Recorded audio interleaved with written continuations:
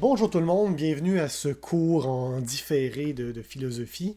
On est encore en confinement, je suis dans mon sous-sol présentement. Euh, Encore une fois, je suis désolé, comme je vous le disais, j'aimerais de très loin beaucoup mieux vous donner ce cours-là en présentiel.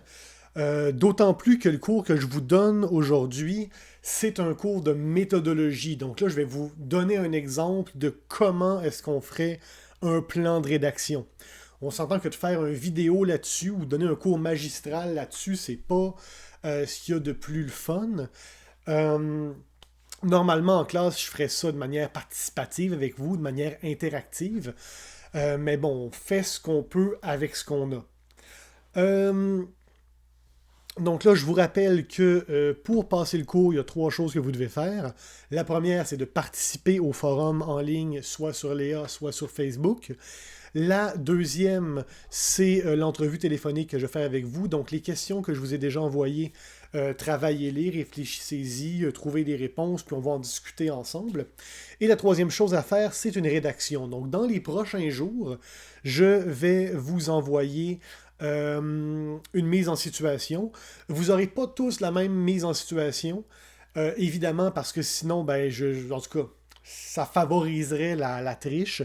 Normalement, la rédaction à faire à la fin de la session doit être faite en classe. C'est la manière qu'on a, nous, de nous assurer que c'est bel et bien vous et pas votre copain ou votre cousine qui l'a fait à votre place. Là, comme vous la faites à distance, cette rédaction-là, c'est ça. C'est la raison pour laquelle je veux faire une entrevue avec vous par téléphone ou par visio aussi, et pour laquelle vous n'aurez pas tous la même mise en situation. Donc, ce que je vais faire aujourd'hui avec vous, c'est pas une rédaction complète. Je vais pas l'écrire avec vous. Je n'ai pas de tableau avec moi de toute façon. Donc, je vais tout faire à l'oral et je vais vous faire un plan de rédaction. Donc, je vais vous dire comment est-ce que moi j'organiserais cette rédaction-là. Donc, on va travailler à partir de la mise en situation que je vous ai envoyée sur Léa, ainsi que dans le groupe Facebook. Je vous ai envoyé donc une mise en situation avec une histoire concernant une banque avec un logiciel qui prélève des pourcentages, etc. Donc, c'est à partir de cette histoire-là, de cette mise en situation-là qu'on va travailler. Un truc super important, c'est que là, ce que je vous montre présentement, c'est un exemple. Un des problèmes qu'il y a souvent, c'est que j'ai des étudiants qui vont juste prendre ce que je vous donne dans l'exemple, puis recracher ça dans leur rédaction, en pensant que, vu que Julien a fait ça, ça doit être bon dans ma rédaction. Or, il y a deux problèmes là-dedans. Le premier, c'est que, évidemment, moi, je vous fais un plan de rédaction à partir d'une mise en situation particulière.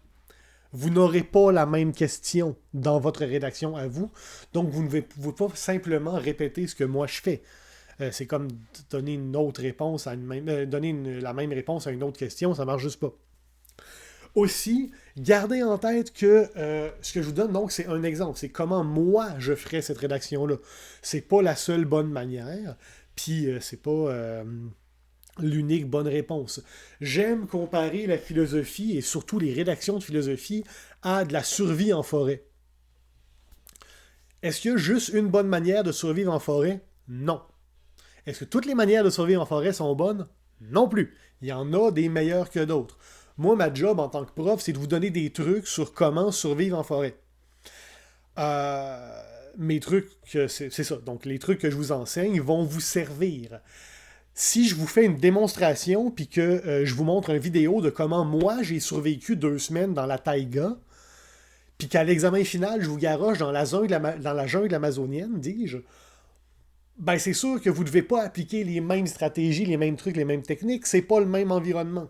C'est la même chose pour une rédaction de philo. Si je vous donne un exemple de comment moi je ferais une rédaction, je vous donne un bon exemple, une bonne façon de réussir. C'est pas la seule bonne façon et surtout, elle ne s'applique pas à n'importe quelle question. Donc, une fois que ça c'est dit, je vous rappelle donc que la mise en situation, en gros, c'est que vous êtes envoyé dans une banque et vous vous rendez compte qu'il y a un système, donc une banque qui est relativement honnête, là, qui fait son argent de façon honnête et qui aide des petits épargnants à économiser pour leur retraite en bonne partie. Et qui fait son argent notamment par des échanges de devises. Donc, dans le fond, il achète des euros quand l'euro est bas, Puis quand l'euro remonte, ben, ils prennent ces euros-là pour acheter des dollars américains, puis comme ça, ben, ils font des profits. Et vous vous rendez compte qu'il y a un système dans la banque qui prélève un infime pourcentage dans les transactions qui sont, dans les conversions de monnaie qui sont faites pour aller financer des programmes d'aide aux pays du tiers-monde. Donc, financer des écoles, des hôpitaux, l'irrigation des champs, nourrir des gens dans la famine, etc. Et donc, en gros, vous vous demandez, est-ce que vous devez dénoncer ce système-là qui est malhonnête, qui a été mis en place à l'insu de votre employeur, à l'insu de la banque et à l'insu des clients, ou est-ce que vous devez simplement faire comme si de rien n'était? En gros, c'est ça la mise en situation que je vous ai envoyée.